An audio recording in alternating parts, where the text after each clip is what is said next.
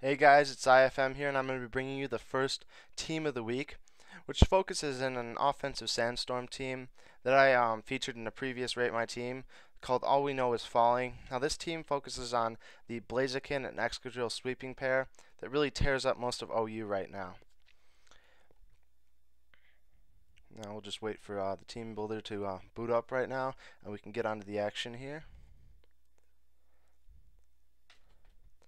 Alright, so I started off with this team, and I saw that Ladybug was really utilizing a mixed Blaziken set to really decimate the Smogon ladder back in round 3 of the testing. That was right after the Swift Swim Band, and people were really realizing just how much of a monster Sword Dance Blaziken was, and that really left the door open for mixed Blaziken to step in there and just decimate all of the regular Sword Dance Blaziken counters. So it's a set of Blaziken, obviously, with the moveset High Jump Kick for the powerful physical fighting attack, Fire Blast to blast everything in its path like Skarmory, and it can also almost one-hit KO Gliscor on the switch-in, and just for that extra safety against Dragonite, Landorus, Gliscor, you got Hidden Power Ice there. And it also helps with Latias, because Latias and Latios both resist the rest of Blaziken's moveset and can really work in a pinch to take them down, and protect to get those speed boosts that Blaziken always wants, and the speed boost ability to help with the speed boost.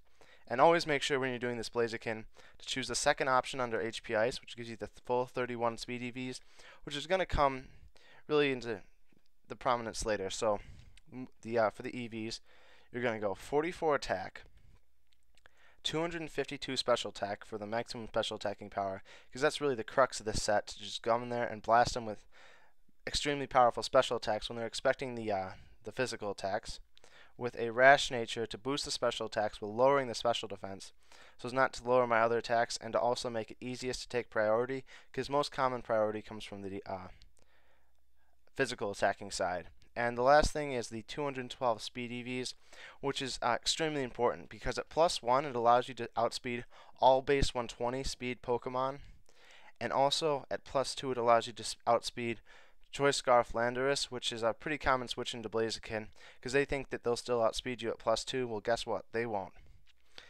And the last thing is an air balloon, so that you can get in there and set up on a lot of common things in the metagame that really utilize those ground attacks, which normally would not harm Blaziken would harm Blaziken a ton, and the air balloon really helps with that, and also helps with survivability, because with the common sandstorm in the metagame, and this being a sandstorm team, it already chips down on Blaziken's health a lot, and by using a life orb, you lose HP a ton faster, and also you take spikes damage, which air balloon prevents, and since Blaziken won't be taking many hits, you won't actually ever really break this air balloon, so you won't really be taking spikes damage at all with this Blaziken. Now, the next Pokemon I added to my team was actually not Excadrill, it was Jellicent, because obviously seeing how well Blaziken works, I decided to focus my next team member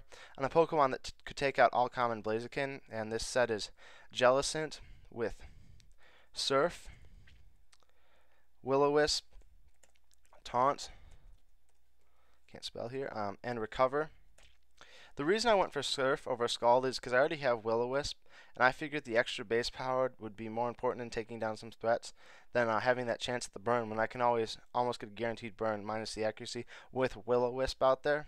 And for the EVs, you're going to go with 60 speed that outspeeds Skarmory, that outspeeds Scizor, that outspeeds most Tyranitar, especially the common special defensive set.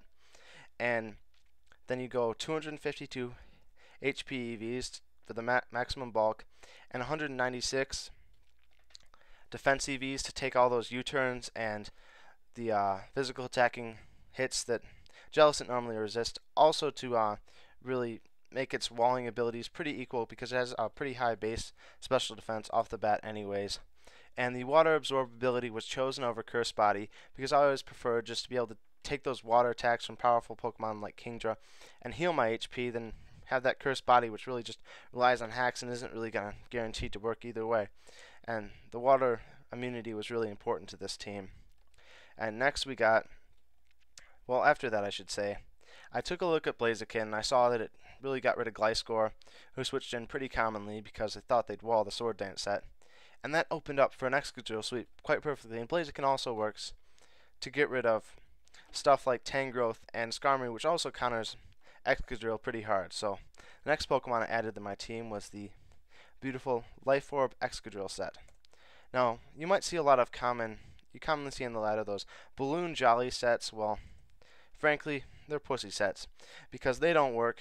They don't hit hard enough. They just really can't get the sweep off because they just don't have the power that's really needed from this Pokemon. So you go the Life Orb Adamant with 252 attack EVs for maximum attacking power and 252 speed EVs to really hit the highest speed and for maximum sweeping ability.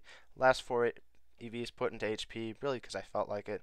Didn't really think much about those. So for EVs, we got we got Earthquake, Rock Slide, You Mad Bro, aka Frustration, and Sword Dance. And this moveset allows it to have really the maximum coverage it can get, because Game Freak was kind of trolly with Excadrill, but it still gave it all the moves it needed for a sweep. It doesn't really need many coverage moves with the coverage that Earthquake and Rock Slide gets, and Frustration really fills in all those gaps. Outside of select few, like Excadrill is really better for like Latios and Bronzong, but the rest of the team really deals with those anyways. And I think that's and Sand Rush for the ability to get the max speed in Sandstorm, which brings me to my next Pokemon, a special defensive Choice Band Tyranitar, which sorry, that's Tyranitar here, which might seem a little bit odd at first because it's kind of intuitive. Hey, I'm going to be boosting my defense and my special defense, but I'm slapping on a Choice Band, and I was a little, I should say, doubtful of the set at first, but it's really worked wonders for me, because it allows me to switch into Reuniclus, Latios, and just tank those hits and just hit for a lot of power, because with 304 attack without investment, that reaches over 450 attack with the Choice Band, which is pretty amazing considering I'm not even investing in attack. So you got Crunch, Pursuit, Superpower, and for the last move you got a few choices here. I elected for Fire Punch to hit Scizor and Ferrothorn that switch in, but you can also go for Stone Edge if you feel like it. Either way, it's pretty. It won't really matter that much because you won't be using that much that much. Commonly, you'll just be using Crunch, Pursuit, and occasionally Superpower. But it's always nice to have one of those two, depending on how you want to play this team. So you got Tyranitar, and another option you have is to put a couple more speed EVs in, enough to outspeed Jellicent, because occasionally when Jellicent outspeeds my Jellicent, it can be a lot of problems for that team. So that's always something to think of when you decide when you make this team.